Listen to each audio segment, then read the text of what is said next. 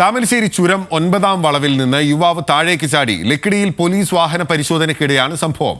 പരിശോധനയ്ക്കായി police car തടഞ്ഞപ്പോൾ car നിർത്തിയ ശേഷം യുവാവ് ചാടുകയായിരുന്നു. തിരൂരങ്ങാടി സ്വദേശി ഷെഫീഖാണ് കൊക്കയിലേക്ക് ചാടിയത്. യുവാവിനായി പോലീസും ഫയർഫോഴ്സും തെരച്ചിൽ ആരംഭിച്ചു.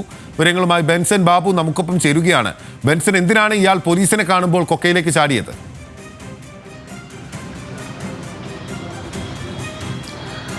ബിനിൽ, ഇന്ന് രാവിലെയോടെയാണ് ഈ സംഭവം ഉണ്ടാകുന്നത്. നമുക്കറിയാം, രാവിലെ ഗോവിന്ദച്ചാമിക്കായിട്ടുള്ള തിരച്ചിൽ സംസ്ഥാന വ്യാപകമായി ഉണ്ടായിരുന്നു. ഇതിന്റെ ഭാഗമായി തന്നെ ലക്കിടിയിലും പരിശോധന നടക്കുന്നുണ്ടായിരുന്നു. 9-ാം വളവിന് ചുരം, 9-ാം വളവിന് മുകളിൽ ലക്കിടി കവാടത്തിന് സമീപത്തും ഇത്തരത്തിൽ തിരച്ചിൽ നടത്തുന്നുണ്ടായിരുന്നു, അല്ലെങ്കിൽ പരിശോധന നടത്തുന്നുണ്ടായിരുന്നു. കോഴിക്കോട് നിന്നും വയനാട് ചുരം കയറി വരികയായിരുന്ന കാർ, സ്വിഫ്റ്റ് കാർ, ഇത്തരത്തിൽ ഈ തിരച്ചിൽ പരിശോധന കാണുന്നതിനെ തുടർന്ന് തൊട്ട് സമീപത്തായി 9-ാം വളവിന്റെ സമീപത്തായി നിർത്തുന്നു.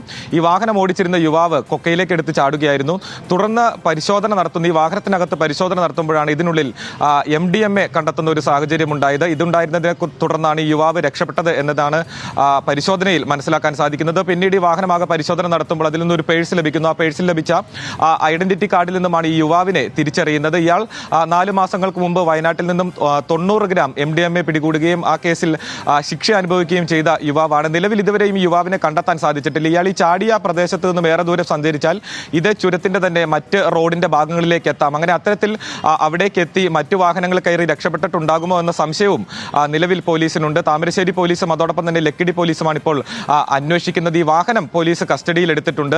സൂചിപ്പിച്ചതുപോലെ തന്നെ തിരൂരങ്ങാടി സ്വദേശിയുടേതാണ് വാഹനം. ഈ ഷെഫീഖിൻ്റെതല്ല, ഷെഫീഖിന്റെ അടുത്ത ബന്ധുവിൻ്റെതാണ് വാഹനം.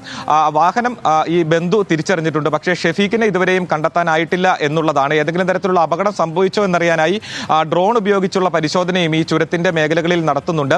ഏറെ ദുർഘടം പിടിച്ച പ്രദേശമാണ്. ഇത്തരത്തിൽ ഫയർഫോഴ്സിനും അതോടൊപ്പം തന്നെ ഈ സന്നദ്ധ സേനാംഗങ്ങൾ, ഈ പരിശീലനം സിദ്ധിച്ച ആളുകൾക്ക് മാത്രമേ ഈ മേഖലയിൽ തിരച്ചിൽ ഉൾപ്പെടെ നടത്താൻ സാധിക്കുകയുള്ളൂ. അതിനാൽ തന്നെ അത്തരം ആളുകളാണ് ഈ മേഖലയിൽ ഇപ്പോൾ തിരച്ചിൽ നടത്തുന്നത്.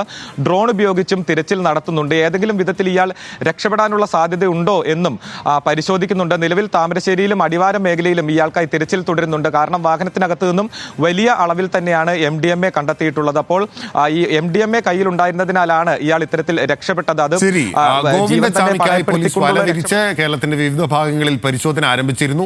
കണ്ണൂരിന്റെ അതിർത്തിയായിട്ടുള്ള വയനാട്ടിലും പരിശോധന നടക്കുമ്പോൾ ലക്കിടിയിൽ വെച്ച് വയനാട്ടിൽ നിന്ന് കോഴിക്കോട്ടേക്ക് വരുന്ന വഴി ഇയാളുടെ വാഹനം തടഞ്ഞു നിർത്തിയപ്പോൾ, ഗോവിന്ദച്ചാമിക്ക് വേണ്ടിയുള്ള പരിശോധനയ്ക്കിടെ വാഹനം തടഞ്ഞു നിർത്തിയപ്പോൾ ഇയാൾ പോലീസിനെ കണ്ട് ചുരത്തിലേക്ക് എടുത്ത് ചാടുകയായിരുന്നു. MDMA കടത്തിക്കൊണ്ട് വരികയായിരുന്നു ഈ തിരൂരങ്ങാടി സ്വദേശിയായിട്ടുള്ള യുവാവ് ഷെഫീഖ്.